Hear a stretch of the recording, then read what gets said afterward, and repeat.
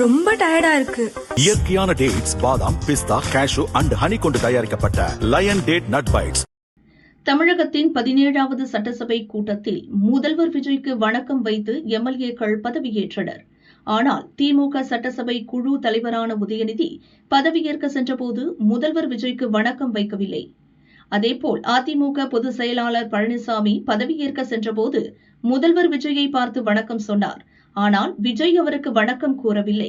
இதற்கிடையில் தற்போது திமுகவில் இருக்கும் முன்னாள் முதல்வர் ஓ பன்னீர்செல்வம் விஜயை பார்த்து வணக்கம் தெரிவித்த போது விஜய் சிரித்தபடி பதில் வணக்கம் கூறினார். இப்படி விஜயை உதயநிதி புறக்கணித்ததும் பழனிசாமியை விஜய் புறக்கணித்ததும் சலசலப்பை ஏற்படுத்தியுள்ளது. தற்போது இது தொடர்பான வீடியோ தீயாக பரவி வருகிறது.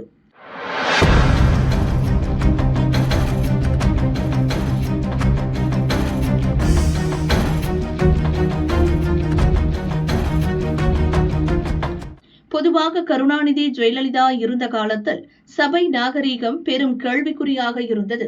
திமுக தலைவர்கள் அதிமுகவினரை பார்த்தோ, அதிமுக தலைவர்கள் திமுகவினரை பார்த்தோ பேசுவது சர்வசாதாரணமாக இல்லாத சிக்கலான சூழ்நிலை நிலவியது.